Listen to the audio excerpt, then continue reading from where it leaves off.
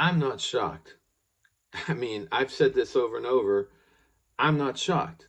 When I said I had a feeling at the end of my 28-minute second half, the video about Oregon and Jim Knowles' defense, the first game, and it was like a 28-minute vid at the end of the playlist.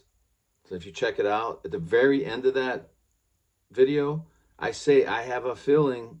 I didn't want to say it. I said it to Chuck on Chuck on Bucks. I said it to all my friends.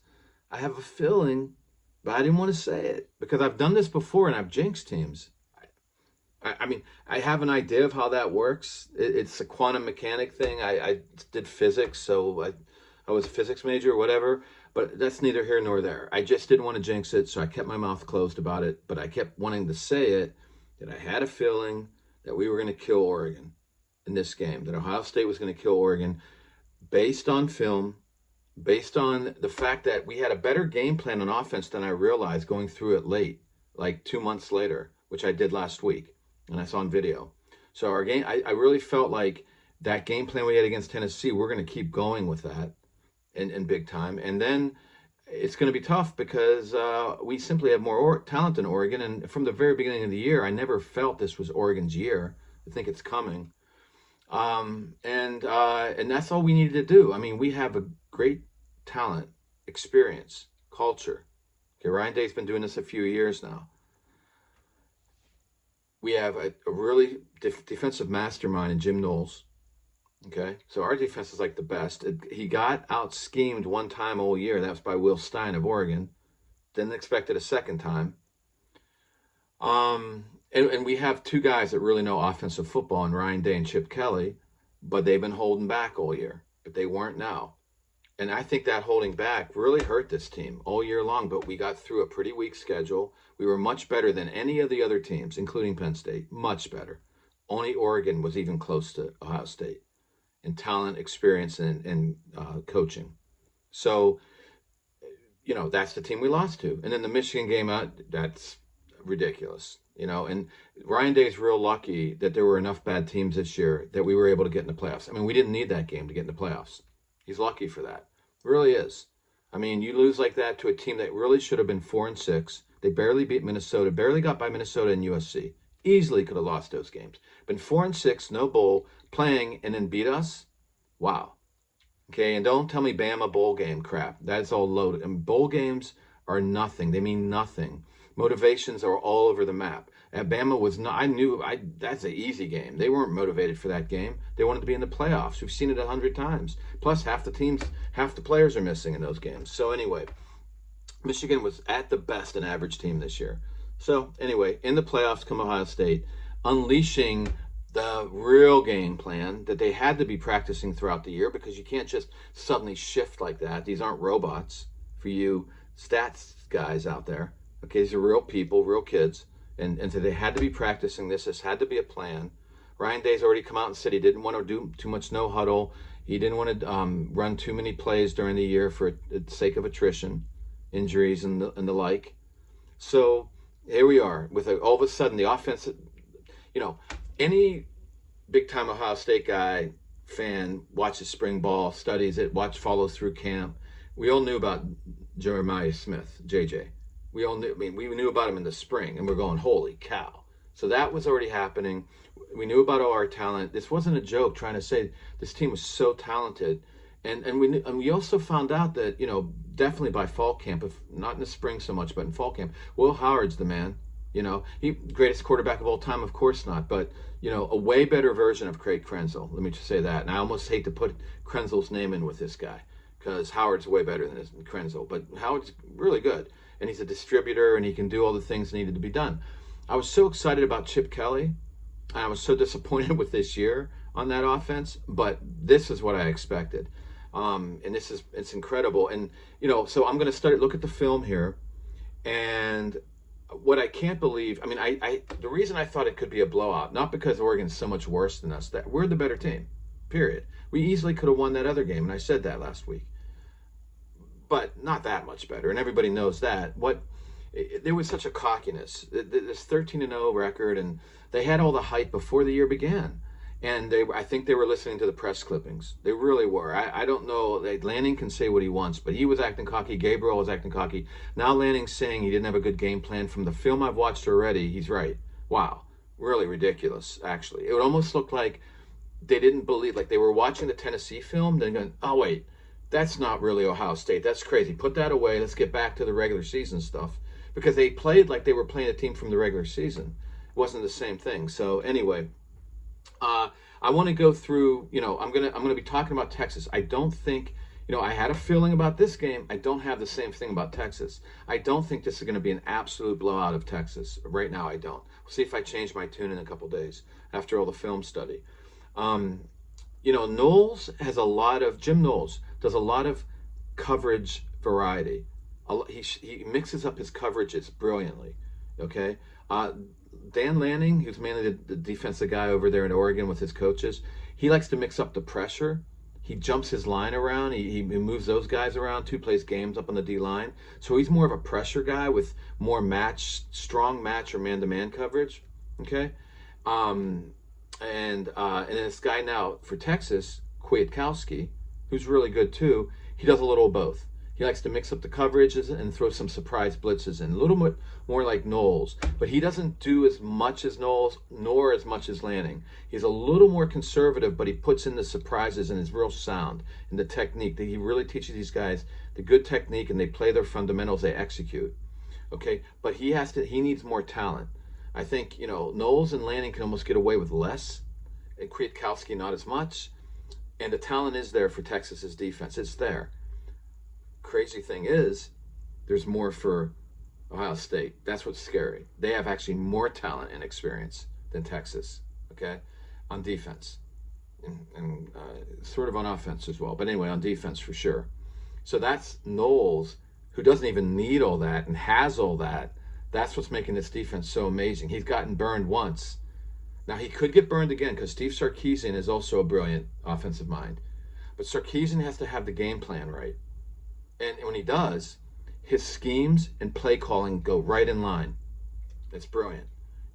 When he doesn't, a little bit messed up. Play calling, and the schemes, sometimes you wonder, he gets a little too pro, because he's going to be more pro.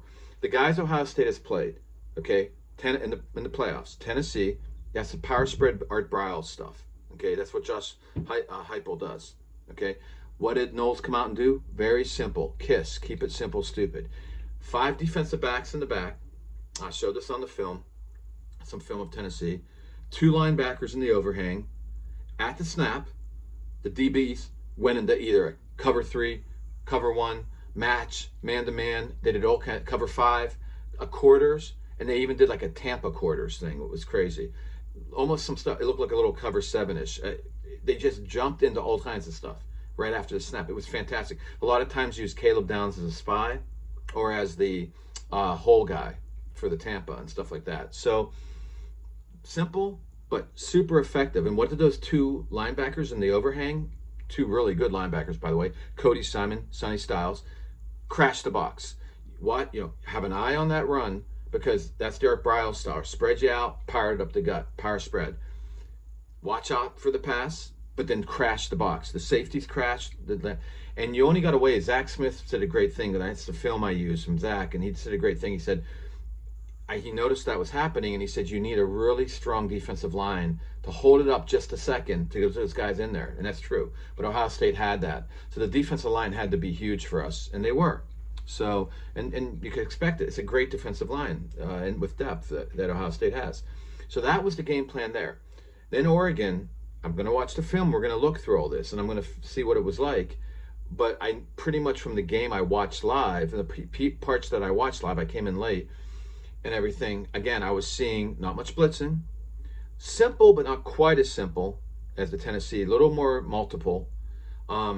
And you got to be more careful because you're going up against a completely different offense. This is more, Will Stein adds more pro stuff, but he's still very power spread. A lot of option, a lot of misdirections, and all kinds of stuff going on. Will Stein's an excellent play caller too. Okay, but it's very power spreadish with a little bit of pro elements going on too.